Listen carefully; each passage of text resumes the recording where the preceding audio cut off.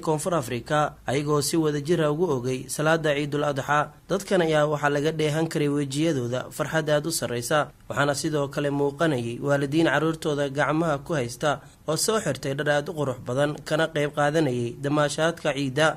fagaaraha salaada lagu oogayay ayaa waxa laga soo jeediyay khudbado wacdi ah oo u badnaa dardaaran diini ah kuwa ay soo jeediyeen qaar ka mid ah culimada ku nool dalkani koonfur Afrika. markii salaada ciida la soo oogay kadib ayaa mikrofoonka la dhex maray qaar ka mid ah dadweynihii goobta ku soo dukaday salaada ciida. inkastoo maanta inta badan dunida islaamka u tahay maalintii labaad ee Ciidul Adha, ayaa haddana dalkani koonfur Afrika waxay u noqonaysaa maalintii koowaad ee laga ciido, iyadoo ay xusid mudan tahay in boqolaal dhalinyaro Soomaali ah kuwa ay duruufta u saamixin inay soo dukadaan salaada ciida sabab la xiriira ay ku sugan yihiin tuulooyin ka fog.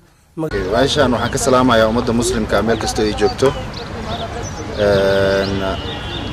gaar ahaan waxaan salaamayaa dadka Soomaaliyeed meel kasta ay adduunka joogaan. ciid wanaagsan baan leenahay.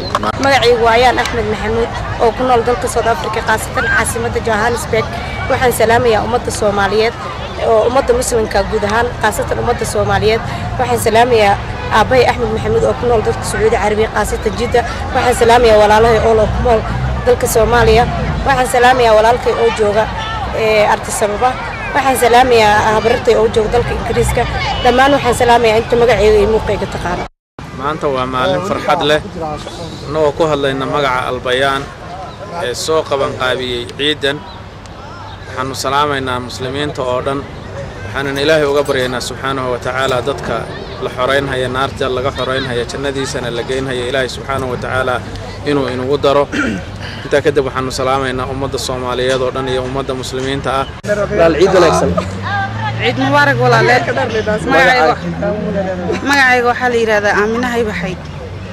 waxaan joogaa waddanka South Africa anigoo ku hadlaya magaca majliska Albayaan. marka hore meeshan waxaan ka salaamayaa hooyaday macaanto oo ku nool waddanka Soomaaliya gaar ahaan magaalada Kismaayo. maanta wallahi jawiga aad ayuu u qurxoonaa, dadkuna guud ahaan dhammaan ajnabi iyo Soomaaliduba way iidayeen. halkan waxaan kaloo ka salaamayaa walaaladay oo kala duwan oo Saleebaan Haybaxayd, Canab Haybaxayd, Faadimo Haybaxayd.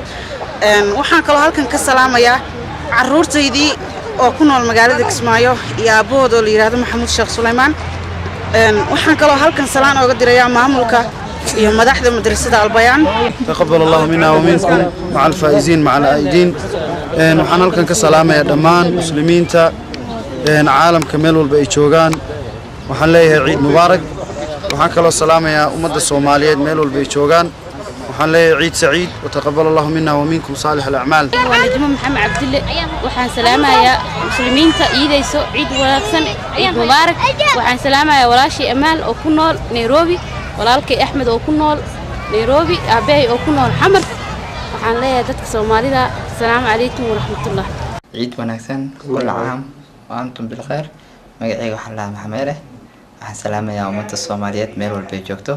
waxaan leeyahay farxad ku ciida. mubaarak kullu caam wa antum bi khairin.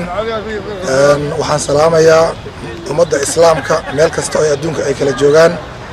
gaar ahaan waxaan salaamayaa ummadda Soomaaliyeed meel kasta oo adduunka daafiisa ay kala joogaan. waxaa kaloo salaamayaa familygayga oo dhan meel walba ay joogaan adduunka iyo inta muuqaalkayga iyo taqaano. waxaa kaloo salaamayaa habareertay qaaliga ah Shukri Abditoon Maxamed joogto Sweden.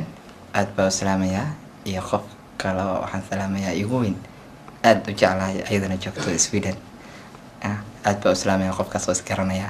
ciid wanaagsan oo wacan. magacaaga yaad jeceshahay halka inaad ka salaanto? bismillaahir rahmaanir rahiim. magacaygu waa Liibaan Sheekh Cali. waxaan salaamayaa caalamul islaam adduunka meel kasta ay ka joogaan ummadda islaamka khaasatan dadka Soomaaliyeed.